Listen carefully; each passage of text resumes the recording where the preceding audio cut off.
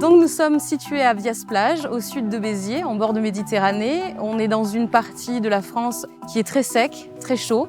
La spécificité du camping et des campings alentours, c'est que nous puisons l'eau dans une nappe phréatique qui s'appelle la nappe astienne. Comme toutes les nappes phréatiques et de plus en plus avec le contexte, elle devient fragile et on doit avoir une allocation dans mètres cubes d'eau à ne pas dépasser par an. C'est un enjeu important puisque sans eau ici, eh bien, on ne peut plus rien faire, il n'y a plus d'activité, il n'y a plus d'économie. On a trouvé la solution de réutiliser les eaux usées, de les faire traiter et de les réinjecter dans le système d'arrosage du camping. Nous avons quand même sur ce camping-là à peu près 5 hectares de végétation. Ça nous permet de maintenir un camping vert.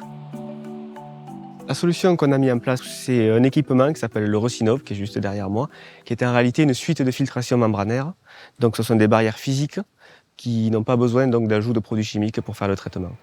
Donc l'eau usée arrive dans le conteneur par ce tuyau et est pompée directement par ce jeu de vannes dans la filtration disque céramique. L'eau est ensuite récupérée dans une cuve avant de traverser 2 autres étages de filtration par osmose inverse. Une fois qu'on a traversé ces osmoses inverses, l'eau va rejoindre directement la cuve extérieure qui permet l'irrigation des espaces verts. Donc ça, c'est l'eau brute, l'eau usée qui rentre dans la machine. Donc voilà l'eau qui sort de la machine, qui va être une eau qui est identique à l'eau qu'on peut avoir dans le forage ou dans l'eau du robinet. Le cœur de technologie de Nereus, c'est la filtration dynamique qui permet de faire une filtration très fine en utilisant très peu d'énergie. Resinov permet de recycler et réutiliser les eaux usées. Concrètement, comment ça marche? Que se passe-t-il à l'intérieur? Imaginons, vous êtes une goutte d'eau potable qui arrivait au pommeau d'une douche. Votre banc de gouttelettes se charge d'intrus, de micropolluants, bactéries, virus et devient une eau usée. C'est alors que vous entrez dans Resinov. À l'entrée, un tamis retient les déchets les plus gros. Vous êtes ici dans le cœur du système. Seuls vous et les autres gouttes d'eau pénétrez à l'intérieur des membranes. Vous passez dans des trous de 5 nanomètres, tandis qu'un petit coronavirus de 60 nanomètres reste bloqué. Avec très peu d'énergie, les disques tournent et créent un courant qui écarte les saletés vers les parois du tube. À cette étape, il reste tout ce qui est dissous. Sels, minéraux, azote, phosphore, carbone, des ingrédients par ailleurs intéressants une fois extraits de l'eau. Cette membrane se présente comme un gros rouleau de tissu. Sa particularité est d'être sélectivement perméable. Elle filtre non plus par la taille mais par les formes. Seules les molécules d'eau passent à travers la membrane. Celles d'une autre forme sont bloquées. Débarrassé des intrus, vous rejoignez rapidement le tuyau d'eau propre. Votre banc de gouttelettes est complètement épuré et désinfecté. Vous pouvez immédiatement être réutilisé.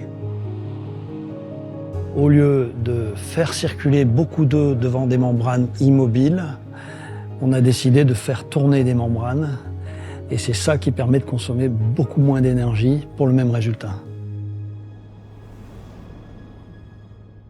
On a un système qui est vraiment fondé sur trier, récupérer l'eau, qui est la plus grande chose en masse qu'il y a dans les eaux usées, récupérer des ingrédients d'intérêt, récupérer de l'énergie.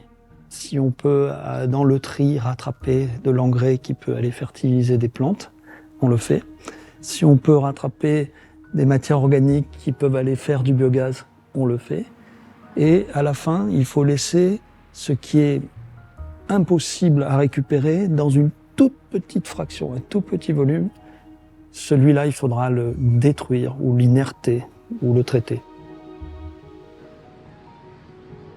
L'avantage du système Resinov, c'est son emprise au sol, c'est sa compacité, qui prend 5 à 6 fois moins de place qu'un système traditionnel. Et redonner de la place peut aussi avoir de la valeur. Dans le cas de la distillerie en Martinique que nous avons équipée, c'est plus de 15 000 mètres carrés qui ont été rendus aux clients, qui étaient une lagune auparavant, et qui sont du foncier d'entreprise maintenant disponible pour lui.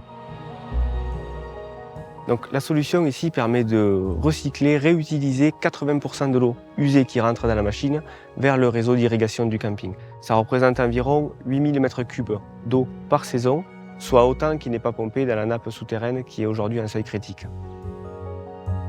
L'énorme avantage de recycler de l'eau, c'est d'être beaucoup moins vulnérable aux variations de disponibilité de la ressource qu'on aura de plus en plus avec le changement climatique.